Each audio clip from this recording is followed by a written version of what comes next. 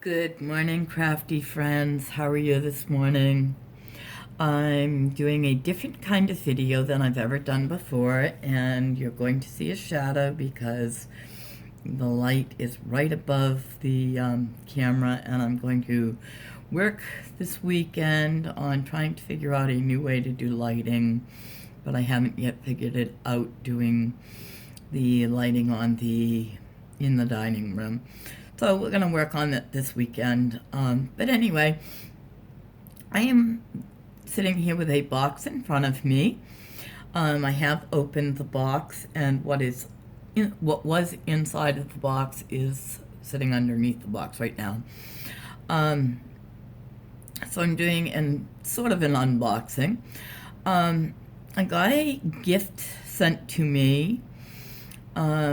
As a lot of you probably know, I have started making cards, and one of the parts of making cards is doing stamped images on the front. I've been having a difficult time getting stamped images, particularly on watercolor paper, to come out clearly, because oftentimes you have to do a second stamping to get a really clear image, especially on watercolor paper. And I do not have one of the Misties. I have tried making a homemade version of the Misty, or what I call a Misty look-alike. And it's not quite the same. It doesn't quite do the same type of thing. And Tim Holtz made his version of that. It's called a stamp platform, Tim Holtz Stamp Platform. And a dear friend of mine, my card making inspiration person, knew that I was having a hard time with this, and she offered to purchase this for me. And it came in the mail. I got it late yesterday afternoon, and I opened it, and I decided that I would unbox it here and give a try on it here. I have never used anything like this other than my own homemade version of it, so thought I would give it a try right here. So without further ado, here it is, the Tim Holtz Stamp Platform, the innovative surface for precision stamping with rubber and clear stamps. Like the other versions, it does do rubber and clear stamps, but it is made a little bit differently than the other versions that are out on the market. It is made by Tonic for Tim Holtz. So let's unbox it and see. Well, the cat's investigating the box. So, okay, we've got a little piece of foam over it, which I'm taking off, and it's set clearly in a little insert box, and it is quite heavy.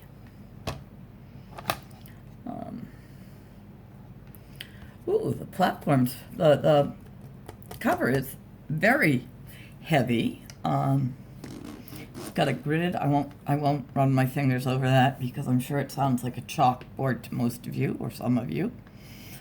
It's quite heavy. The base is not overly heavy, but it's heavy enough. It's got a non-stick. My mat is dirty. It's funny, I bought this mat because several years ago, this cutting mat, several years ago I decided I was going to take up sewing.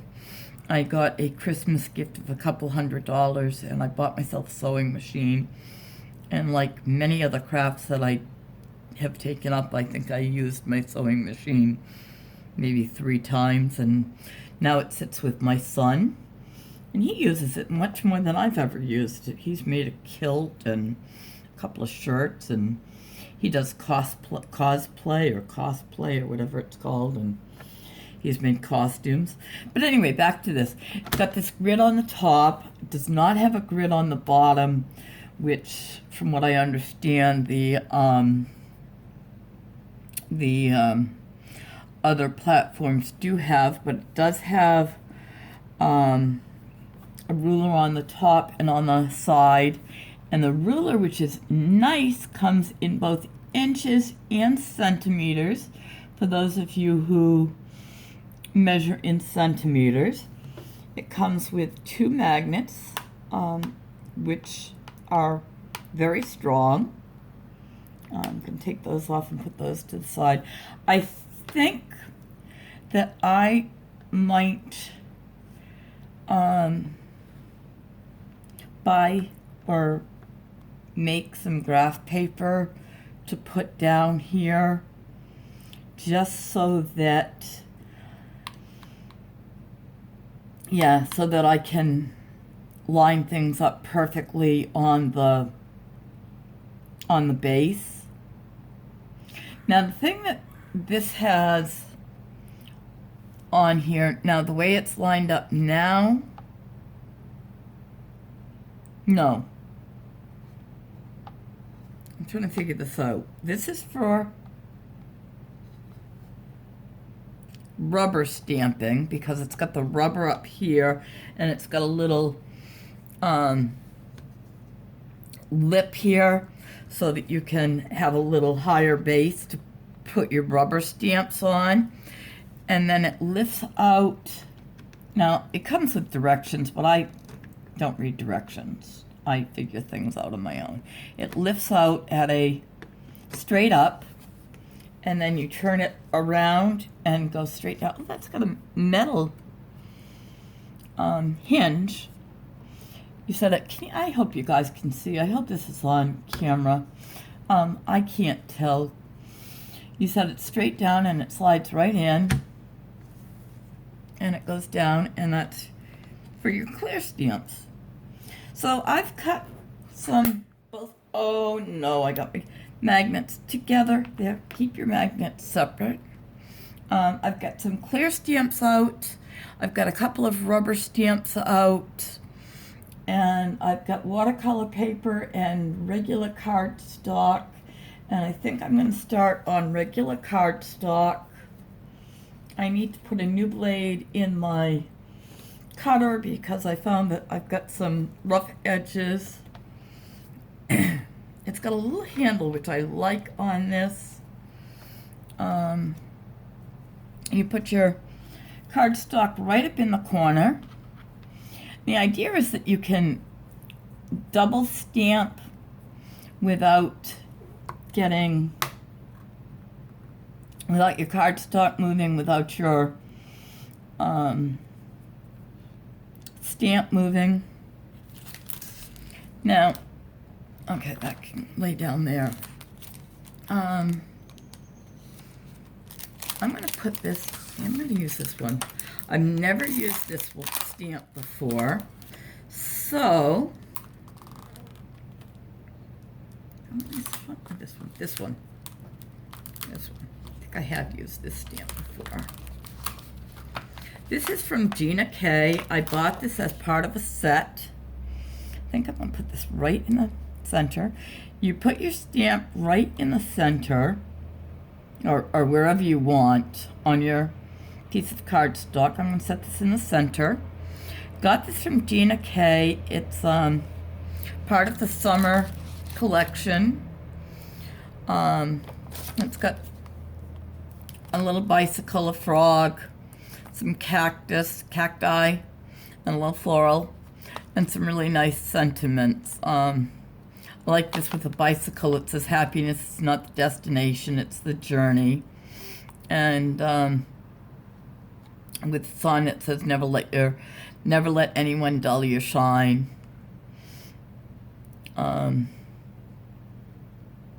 Be your own kind of beautiful. I think that might be what I'll put with the cacti. Might put that down just a little bit.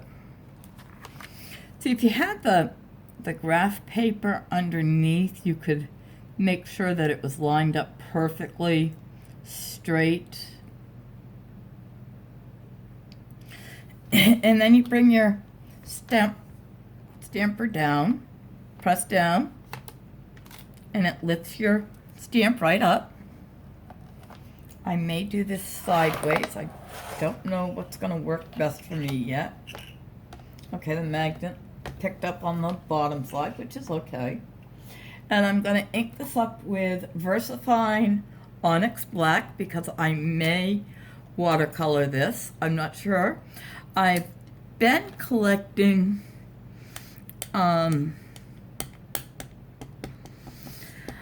I have a few of the Copic markers, and there is a learning curve I've discovered with using Copic markers, and I'm a slow learner, so I'm not learning those very fast. So I have picked up, you just put this down, press down. One of the things I've learned about stamping is that you need to let the ink set for a minute. Give it a second to settle in, and then lift up. Now, as you can maybe see, I'll bring this underneath the camera. Some of the ink did not collect. This is a brand new stamp, never been used, and you oftentimes need to double stamp. Hello, Gulliver. This is my kitty. I don't know if you can see him. My kitty Gulliver. You oftentimes need to stamp 2, sometimes 3 times using a brand new stamp. So I'm going to ink up again. I'm probably off camera. Hello, am I off camera? I can't tell. So ink up again really well. That looks inked up pretty juicy.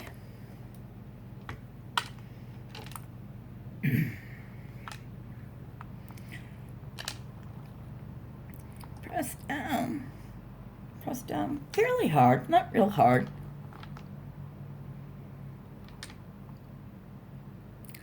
Let it settle down for a minute.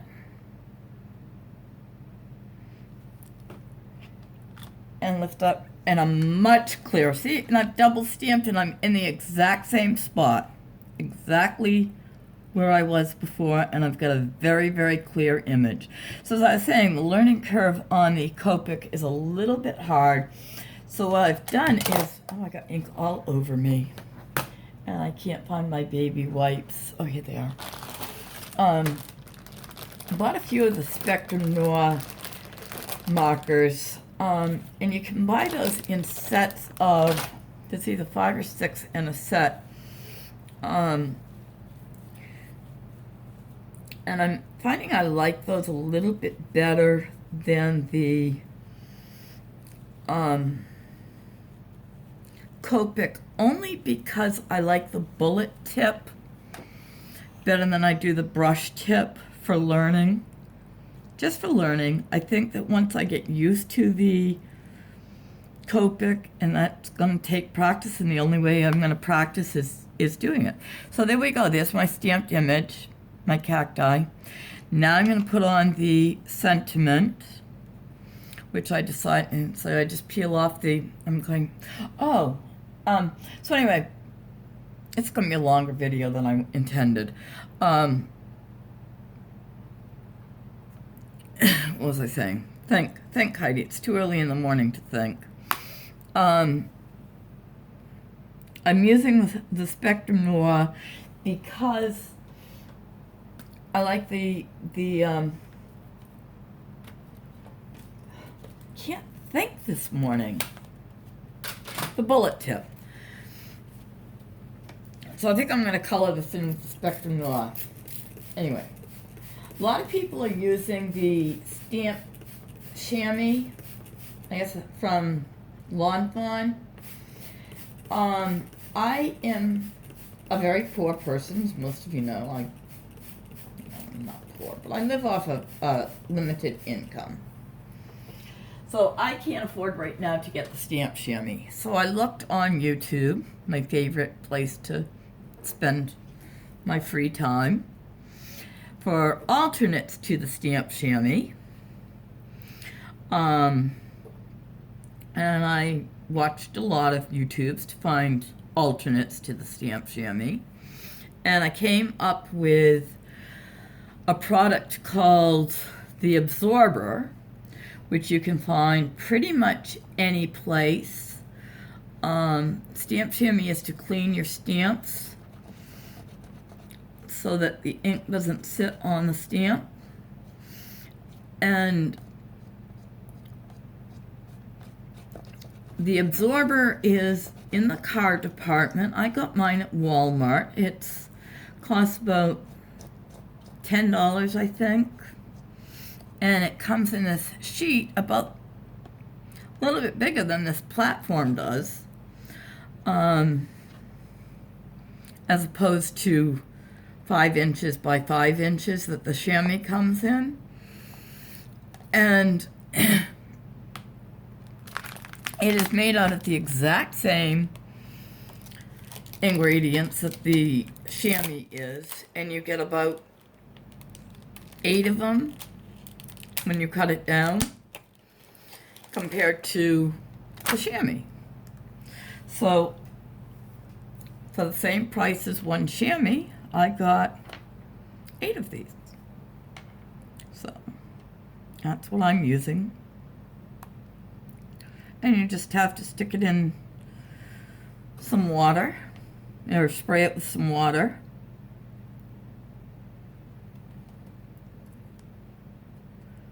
So I think that's lined up fairly straight.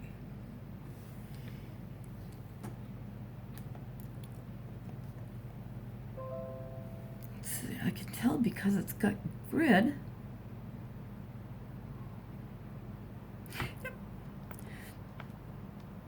And I think I may heat emboss this just for something different. Just for something different, I'll heat emboss this.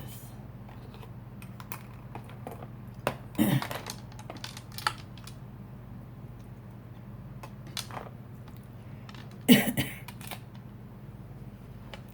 my embossing powders? Clear. Black. I can't find my white. Can't find my white. I'll do it in black. I shall do it in black.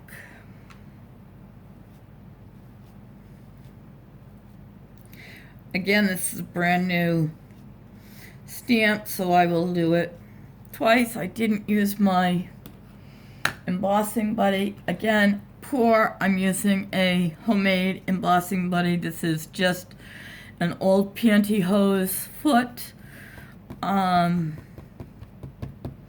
with cornstarch in it. You know, YouTube is great if you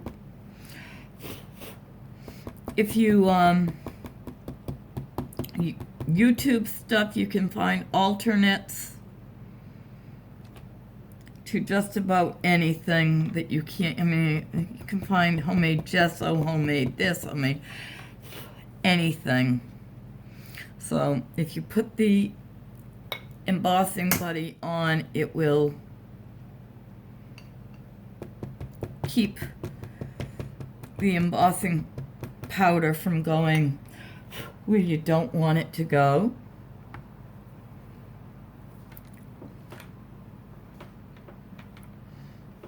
So, like I said, this is going to be a fairly long video, I guess. I wasn't intending it to be, and I've got physical therapy soon, so I may not make it that long of a video. This may be the only stamp I do to this video. I may come back and do the rubber stamps on another video later today. I'd like to... I have a friend who has been really helpful to me in some other areas of life. So I'd like to send her a card.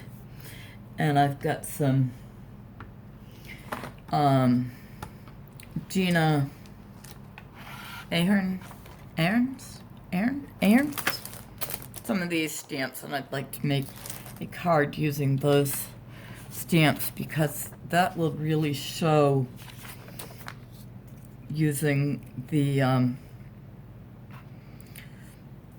stamps to put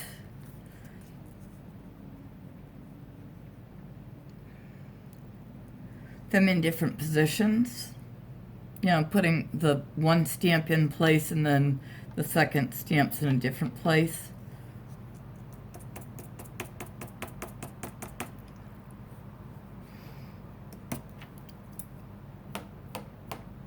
Tap the embossing powder off. If you've got some in places you don't want it in, grab a paintbrush. You only need one paintbrush, you don't need two. Have better lighting than I have. And brush off. Yes, the embossing buddy does better than the homemade version from what I've seen, but this does pretty darn good. Put your embossing powder back into your little jar.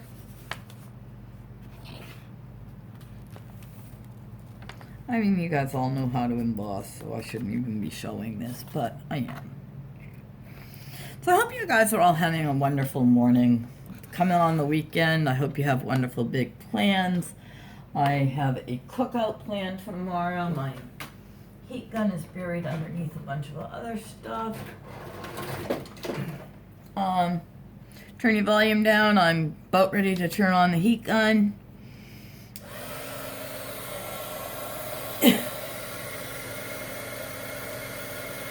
Heat up a little bit for a minute just to get it hot. It will warp your paper less.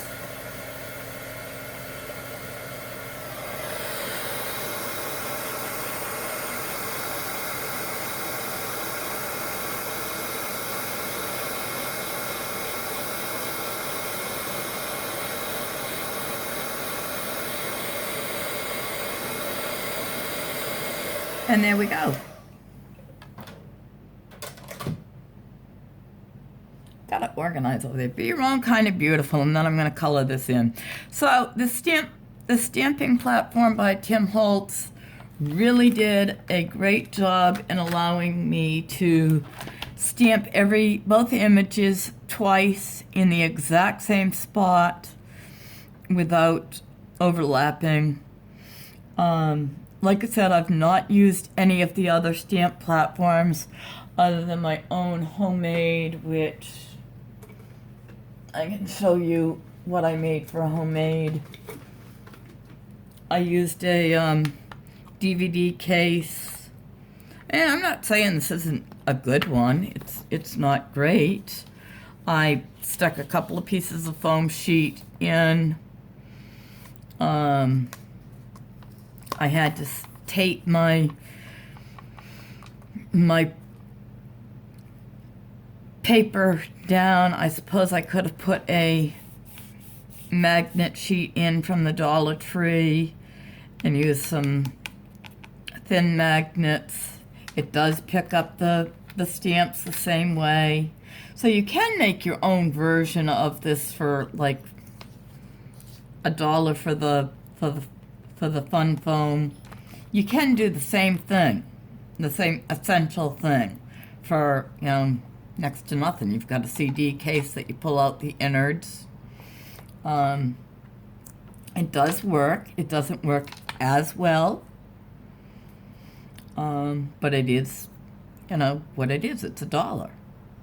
You know, throw in a little piece of washi tape to hold your paper in place. It does work. It didn't work as well on watercolor paper. I'm going to try a piece of watercolor paper right now just to see what happens. I'm going to color that later. I don't want to lose that stamp. I've been having a really bad... I am not an organized person. I'm not a neatnik. I'm not Susie Homemaker. I am essentially... Yeah, I won't go any further there. And my homemade... I'm the queen of trying to make homemade versions of whatever can be homemade. So this is my homemade stamp chamois, my absorber. Sorry for my hand in your view. I'm also the queen of not knowing how to do videos. One of these days I'll sit down and view tutorials on editing and filming. So that's one stamp set. Let's do a really detailed stamp on watercolor paper. And I'm going to use both oh, I didn't cut this straight at all. I'm not a good cutter. I have learned that I do not cut straight. So I line it up on one edge. And I'm going to use the other magnet just because I want this to really stay put. I'm going to use a fairly detailed stamp because I'm going to know that I have to stamp it twice. This is again a Gina K. I love her stamps. Diane from Di Di's Crafty Corner turned me on to Gina K.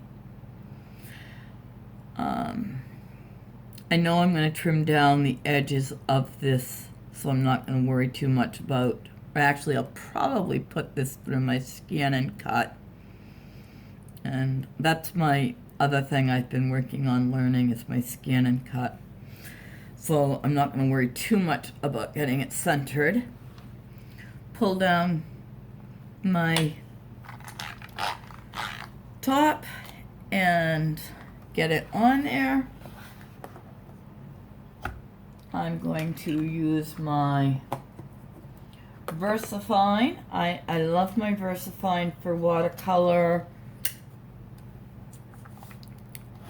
And I'm going to stamp it up. Ink it up. I'm learning all this terminology. Be patient with me. I'm kind of, like I said, I'm a slow learner.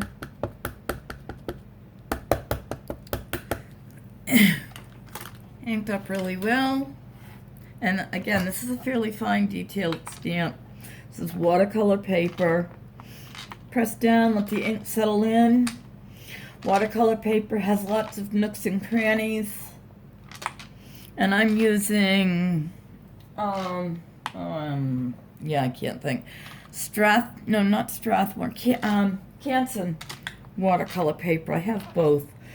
I'm waiting on a shipment of Strathmore. See, this did not come out a real clear image. I've got some places where it didn't come out, so I'm going to ink it up again. Second time. I'm waiting on some Strathmore cardstock.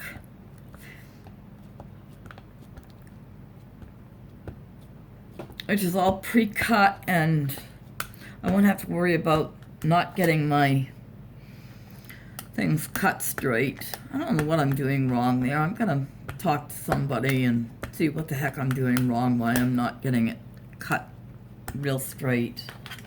But, you know, everything takes time to learn. So let's see if it lines up perfectly or if I get double lines.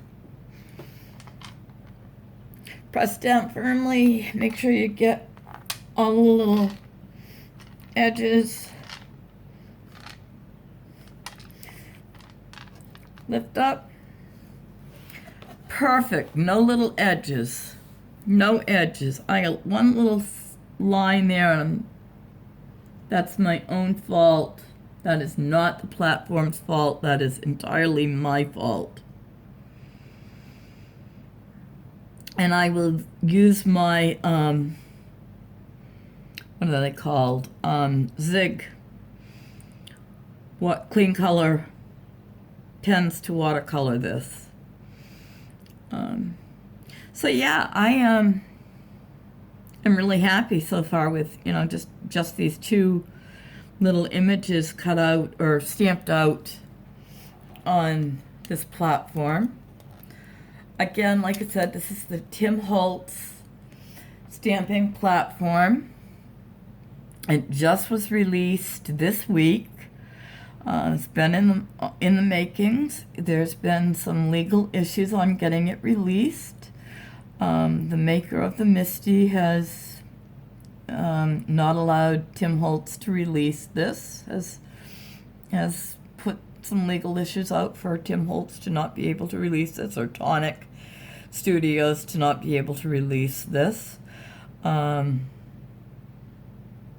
So it just got released, and I sort of held out on ordering any, because I did see this one coming, and I kind of got a little bit upset about the idea that the maker of the Misty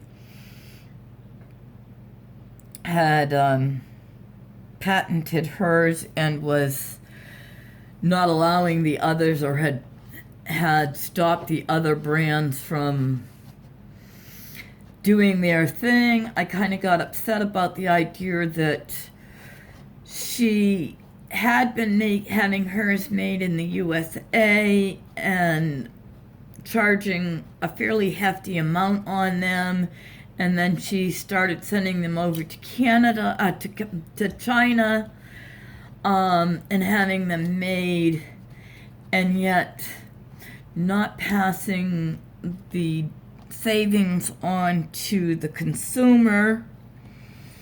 And us crafters like to kind of try to get a little bit of savings here and there when we can.